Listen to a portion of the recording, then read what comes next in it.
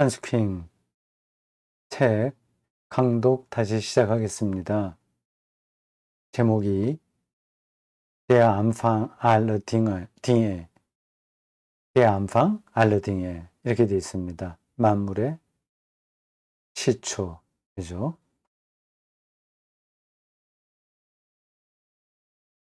부제로는 Naturwissenschaft und Religion, 자연과학과 종교입니다. 우리가 앞에 5강까지는 현대출판사에서 텍스트를 만들어 사용하는 것에 대한 허락을 받지 못한 상태에서 했고, 뒤에 6번에서 10번까지는 허락받고 한 겁니다. 근데 이후로 계속 그렇게 나가게 됩니다. 오늘 11강인데 차례를 다시 한번 보겠어요.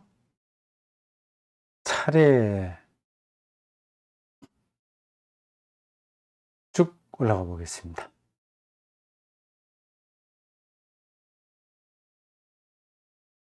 일부 모든 것을 통합하는 하나의 이론, 이렇게 돼 있죠.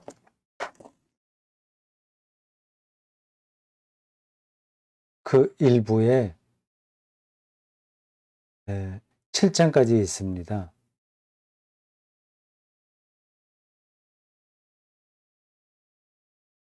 일부의 1장, 실제의 수수께끼.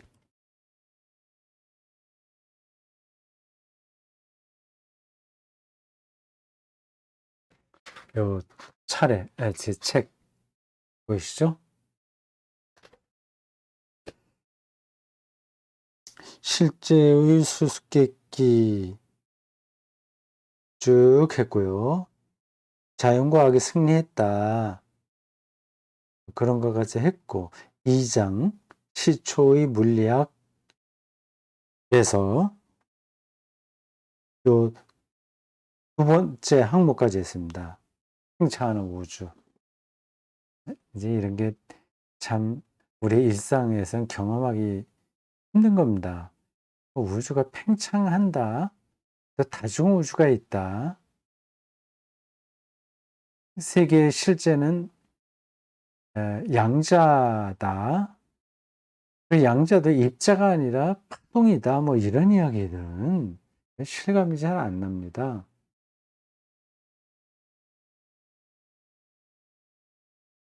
이 물리학 전문가들이나 연구하고 발표할 수 있는 건데, 우리는 그런 전문적인 물리학의 세계하고는 상관없이 살거든요. 근데 사실은 상관없는 게 아니라 직접 상관이 있다고 합니다. 지금 스마트폰이나 이런 것들도 다 인터넷 이런 게 양자 역학을 기본으로 한다고 그러네요. 그게 어떤 건지는 제가 설명할 자신은 없습니다. 자, 시초, 이게 안방 독일어로 그 단어입니다. 성경에서는 태초라고 나오죠. 요한복음 1장 1절도 그렇습니다. 태초에 말씀이 계시나 할 때 그 태초가 안방이에요. 우리 번역자는 그걸 시초라고 했습니다. beginning, 안방, 영어 beginning이나 독일어 안방 같은 얘기죠. 아르케라는 그리스어가 거기에 해당할 겁니다. 요 2장에서 우리가 두 번째 항목까지 봤습니다. 오늘 빅뱅으로 넘어갑니다. 31쪽이에요. 자, 그 차례 나온 게 한 번 더 보시겠어요? 일부가 7장까지 있습니다. 이건 뭐 우리가 한번 읽고 끝나도 별로 머리에 남아있는 게 없을 겁니다. 우리는 지금 완전히 우리 일상에서 직접 경험할 수 없는 세계를 따라가고 있습니다. 이제 이런 공부가 우리들에게 무슨 소용이 있나 생각할 수도 있어요. 목사가 성경에 있는 말을 아주 잘 설명하고 또 기독교인답게 살 수 있도록 신자들을 끌어가면 되지 뭐 이런 전문적인 영역까지 공부할 필요가 있냐 하는 그런 주장입니다. 이런 거 몰라도 아무 상관없어요. 근데 알면 우리의 사유가 깊어집니다. 다 연관되는 거예요. 하나님의 창조와 종말, 완성, 우리의 구원, 뭐 죄에 이르기까지 이게 다 이 물리적인 사실하고 연관이 됩니다. 자, 31쪽으로 갑니다. 제가 텍스트로 만든 이 파일에는, 한글 파일에는 속수가 좀 다른데 찾아야 되겠습니다. 22쪽일 것 같은데요. 22쪽, 여기죠? 예. 빅뱅의 결과입니다. 빅뱅. 참, 참, 한편으로 재밌기도 하고, 또 다른 한편으로 답답하기도 합니다. 도대체 빅뱅을 우리가 어떻게 상상할 수 있겠어요? 힘듭니다. 그리고 이미 138억 년 전에, 뭐 이 책에서는 137억 년이라고 얘기하는데, 137도 좋고, 138도 좋아요. 138억 년 전에 일어났던 그 빅뱅 사건을 그 흑암 물질이라고 하는 작은 흔적들, 그리고 어떤 전자파, 이런 것들을 통해서 물리학자들이 증명해 나가고 있는데, 우리들에게는 그 뜬구름 잡는 말처럼 들립니다. 사실은요. 설명을 해줘도 따라가기 힘들어요. 그러려니 그런가 보다 이렇게 하고 그냥 따라가는 게 최선입니다. 그래도 그렇게 하다 보면 그 세계가 더 확실하게 들어오게 될 겁니다. 그러면 하나님의 창조도 더 새롭게 느껴지고 지금 우리가 어떻게 살아야 되느냐 하는 큰 방향, 이런 것들을 정할 수 있게 되죠. 당장 이거를 우리가 써먹으려고 공부하는 게 아니라 우리의 사유를 깊이 있게 하고 폭넓게 하는데 결정적으로 중요하기 때문에 공부하는 겁니다. 빅뱅. 하여튼 실감만 안 나겠지만 그게 뭔지는 우리가 좀 알고 있고요. 따라가 봅시다.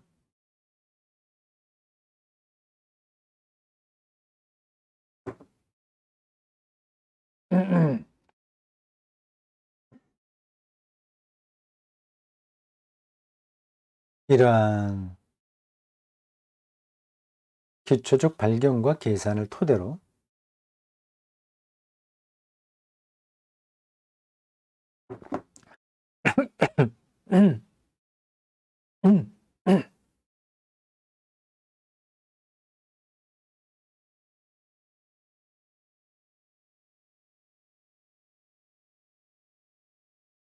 오늘날 천체 물리학자들은 우주의 시초를 정확히 기술해낼 수 있다. 예. 우주가 어떻게 생성되었는지, 말하자면 천재 창조가 어떻게 진행되었는지 자연과학적 관점에서 기술하는 것이다. 그 과정에서 자연과학자들은 가히 표준 모형이라 할 만한 괄목할 합의를 이루어냈다. 반면에 그의 상반되는 모형은 지지받지 못했다. 간단히 요약하면 이러하다. 그러니까 우주 모형, 표준이 되는 모형이에요. 네, 빅뱅이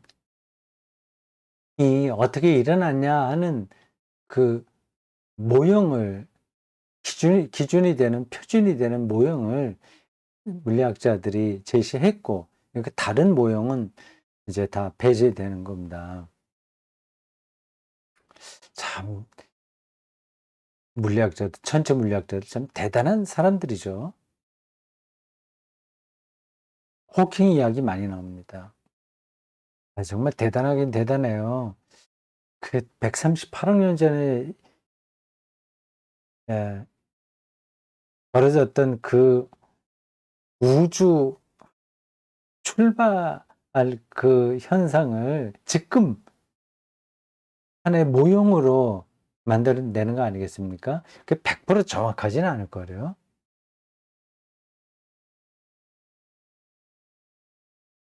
근사치에 가까이 가는 거 아니겠습니까? 한스킹이 이해한 천체 물리학자들이 제시한 표준 모형 따라가 보겠습니다. 최초의 모든 에너지와 물질은 상상할 수 없이 작고 뜨거운 원시 태양 안에 최소 용적과 최대 밀도와 최고 온도로 압축되어 있었다. 원시 태양, 하나의 점을 얘기하는 거죠. 빅뱅, 하나의 점에서 폭발했다고 하는데 그 하나의 점을 원시 태양이라고 부릅니다.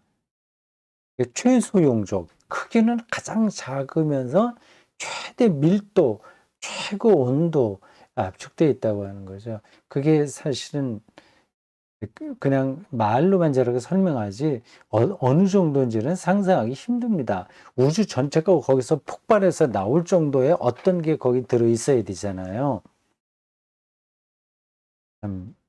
블랙홀보다도 더 특별한 어떤 점이죠. 그러니까 원시 태양이라고 합니다. 복사 에너지와 물질의 이 혼합물은 밀도가 높고 뜨거워 그 안에는 은하도 별도 존재할 수 없었다. 천체 물리학자들이 제시하는 그 표준 모형을 한스킹이 대신 설명하고 있습니다. 비교적 작은 원자 폭탄의 폭발 이후 이를 상상하기가 더 쉬워졌다. 원자폭탄, 수소폭탄 이런 데서 그 비슷한 거를 느끼는데 그건 아주 작은 거죠. 처음에 원시 태양에 비해서 말이죠. 모자를 다시 못 고쳤네요. 천체 물리학자들의 최신 산정에 따르면 계산에 따르면 138억 년이라고 여기 나와 있네요. 보통 138억 년이라고 하는데 거기서 둘 다 맞는 얘기겠죠. 137이나 138이나 같은 이야기일 겁니다. 우주는 엄청난 대폭발, 빅뱅이라고 하는데 함께 탄생했다. 우주는 빠르게 팽창되면서 식어갔지만 1000분의 1초 후까지도 온도는 섭씨 1000억도, 그 10의 11승입니다. 11승. 표시하기 이게 잘 못해서 저렇게 해놨어요. 10의 11승, 1000억도. 밀도는 물의 약 40억 배. 밀집해 있는, 수소와 산소로 결합되어 있는 물의 40억 배. 어마어마하죠. 여기 책에는 그 40억 배를 조금 더 그 수학 공식으로 표현해 놨는데 4 곱하기 10의 9승 이렇게 되어 있습니다.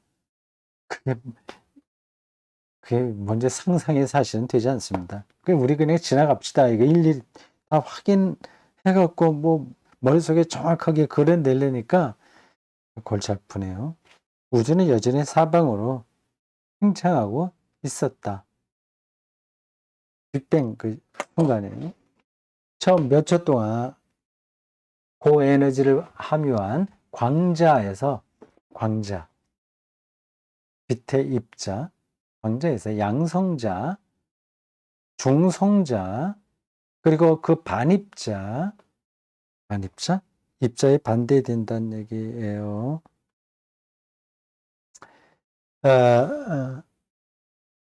같은 무거운 소립자들과 전자, 양성자 같은 가벼운 소립자들이 생성되었다. 작은 입자들이 여러 종류로 양성자, 중성자, 뭐 광자, 뭐 그런 것들이 그냥 드글드글하게 이게 생성되어 있다는 겁니다. 원시태양에서, 아니 점에서. 얼마나 작은지는 모르죠. 몇 분 후 양성자와 양성을 띠는 전자를 이제 양성자라고 합니다. 중성자, 중성 띠는 거죠. 그다음에 핵융합 과정에서 헬륨 핵이 형성되었고 수십만 년 후에는 전자들이 텍스트 파일을 만드는 앱이 100% 정확하게 잡아내지 못하고 때에 따라서는 튀는 부분이 있어서 이걸 제가 교정해 놨어야 되는데 하는 만큼 한다고 했는데 다 하지 못했습니다. 전자들이 결합하여 중성 수소 원자와 헬륨 원자도 생성되었다. 이게 어떤 개념들인지 제가 일일이 다 세세하게 머리에 그릴 수가 없습니다. 머리가 터지겠어요. 그냥 지나가요. 이게 중요한 거 아닙니다.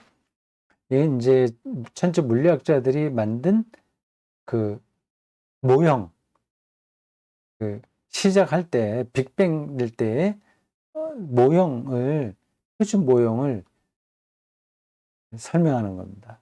2000만 년 뒤에는 참 2000만 년 이건 뭐 우리 한 100년도 못 사는 80에서 100년 사이에 사는 우리에게는 이 2000만 년은 상상이 불가능합니다.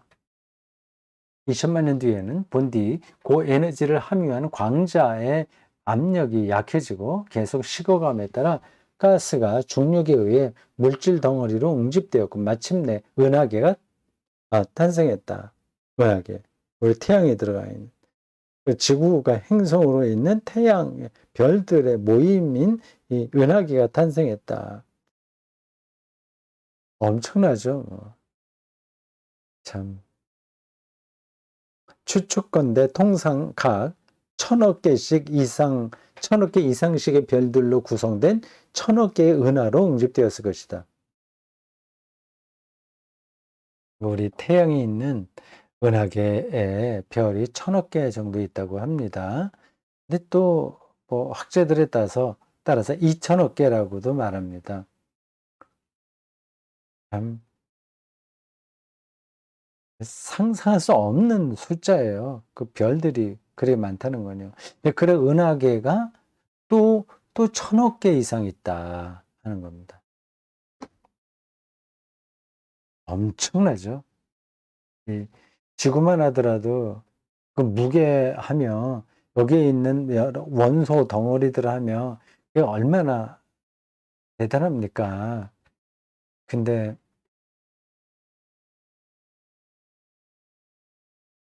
그 태양과 같은 별들이 2000억 개, 뭐 1000억 개 그렇게 있다고 하니 그리고 그런 은하계가 또 수천억 개가 있다고 하니 그리고 더 그다음 다른 은하계 계속 있다고 하니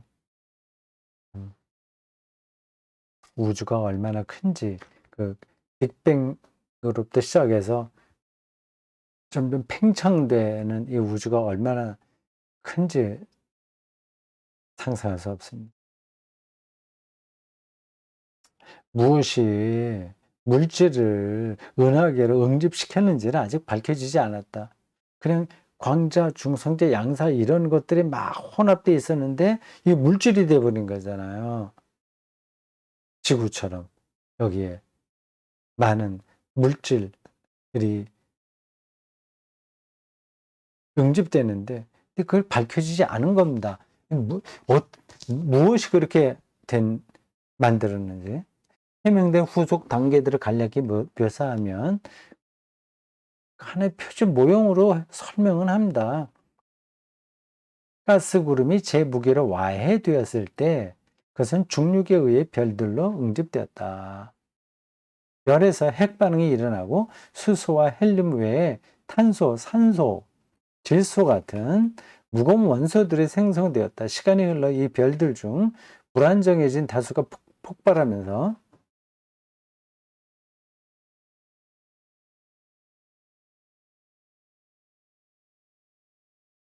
새로 생성된 엄청난 양의 원료는 성간으로 튕겨져 나갔다.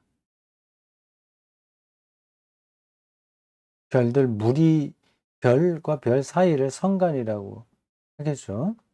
그것들이 여기서 대량의 가스 구름을 형성하지만 시간이 지나면 다시 별들로 응집된다. 수소와 헬륨 외에 무거운 원소도 포함하는 저 제2세대 별들과 첫 번이 아니라 그 다음에 나오는 별들과 더불어 약 90억 년 후 직경 10만 광년에 이르는 나선 은하의 한 외부 지류에서 비로소 우리의 태양이 탄생한다. 태양은 물질을 행성들로 응집시켰는데 이것들도 지구 생명체의 필수 불가결한 탄소, 산소, 질소, 기타 무거운 원소들을 함유하고 있다. 행성을 갖춘 제2세대 별들이 생성되면서 부터 비로소 생명과 의식이 발전할 조건도 형성되기 시작했다. 행성을 갖춘 제2세대 별들. 처음에는 행성이 있을 수가 없는 거예요. 그런 단계가 지금 진행되고 있습니다. 이게 표준 모형이에요. 이게 정말 제 과학자들이 말한 이 모형이 맞는 건가? 물론 이제 그분들은 과학적으로 증명하고 있어요. 우리의 지식으로는 도저히 따라갈 수 없는 방식으로 그런 증명을 합니다. 그래서 우리 전문가가 아닌 우리 일반 사람들은 그들이 증명해 놓은 결과들만 아는 거예요. 그 과정은 도저히 우리가 따라갈 수 없습니다.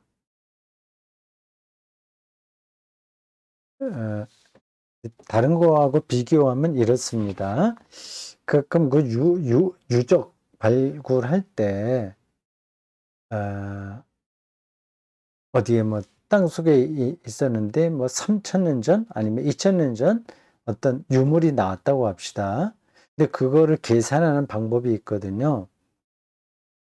거기에 유물은 이제 좀 사람이 사용한 것들 그런 거는 뭐 쉽게 측정할 수 있으니까 그거는 또 그 시대에 있었던 다른 물건들하고 연관시켜서 생각해 보면 되니까 뭐 그건 더 두고 그건 말고 더 오래된 거 지질학 말이죠. 예를 들자면 뭐 공룡 시대에 어떤 것이 발견됐다고 합시다. 근데 그 시기가 언제인가 하는 것들을 과학적으로 증명할 수 있는 겁니다. 뭐 탄소 측정인가 뭐 그렇다고 그래요. 지구에서 벌어지는 것들은 다 탄소가 굉장히 같이 된 것 같습니다. 제가 지금 그거를 정확하게 설명할 자신은 없어요. 그래서 공룡 시대에 어떤 것들이 뼈가 나왔다고 한다면 그 탄소 측정을 통해서 이게 언제 거다 하는 거를 밝혀낼 수 있다고 합니다. 이제 그런 것처럼 천체 물리학도 이게 그런 방식으로 증명하는 게 뭐가 있는 거죠. 우리는 다 알지 못합니다. 수십억 년의 세월 속에서 복사열이 식기 시작하여 오늘날에는 절대온도 0, 절대온도 0,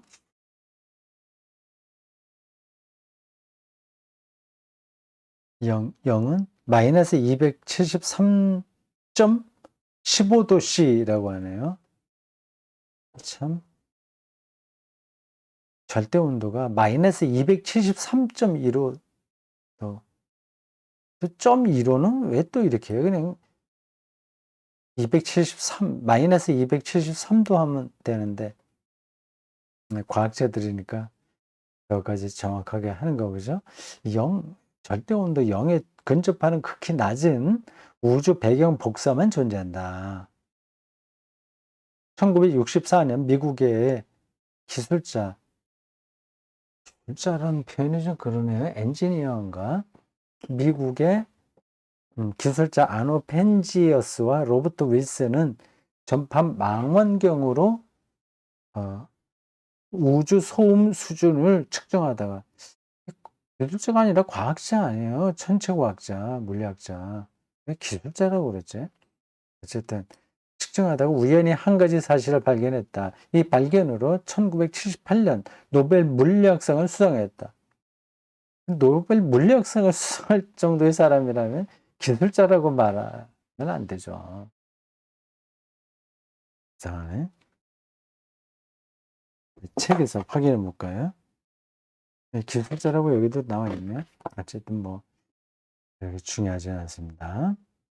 그들이 도처에서 데시미터와 센티미터로 범위로 감지한 우주의 마이크로파 복사 혹은 배경 복사가 바로 빅뱅과 결합된 초고온 복사의 잔유물과 다르지 않다는 것이다.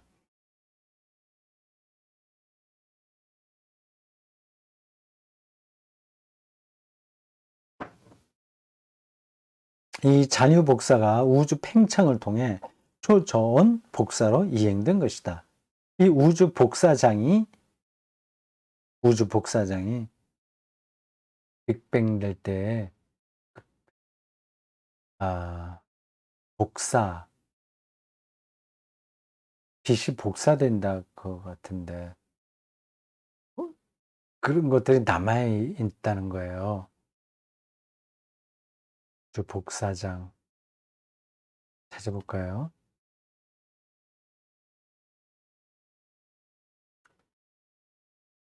자, 인터넷 사전으로 우주 복사장이 어떤 뭘 가리키는지, 그냥 되게 느낌으로만 알겠는데 정확하게 잘 모르겠습니다. 우주 복사장.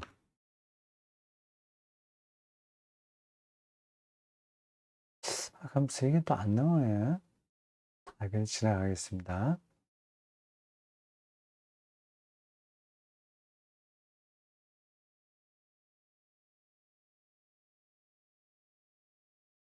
이 우주 복사장이 발견되고 측정된 후부터 빅뱅 모형이 표준 모형으로 통용되고 있다. 빅뱅이 이제 우주 물리학에서 이게 정설로 기준이 되는 모형으로 인정받은 겁니다. 그 전에는 뭐 그냥 가설로만 나왔겠죠.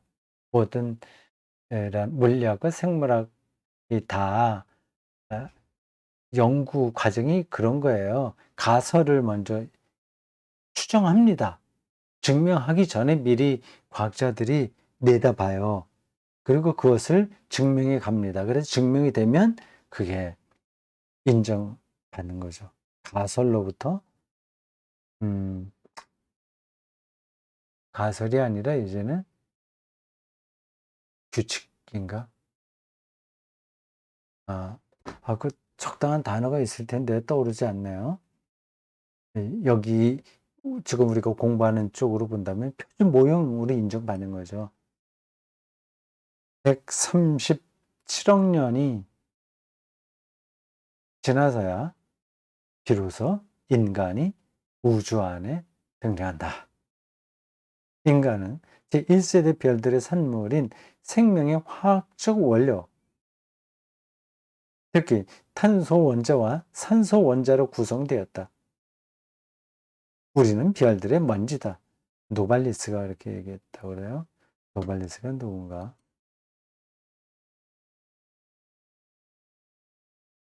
노발리스. 이름은 많이 들었습니다. 제가 독일 초기 낭만파 대표적 시인, 철학자, 본명은 프리드리히 폰 하르텐베르크라고 하네요. 튜빙겐 지방 오버비드 슈테트의 귀족 가정에서 등등등등 시인, 철학자입니다. 그런 경구를 남기는가 보죠. 우리는 별들의 먼지다. 자, 오늘 여기까지 하겠습니다.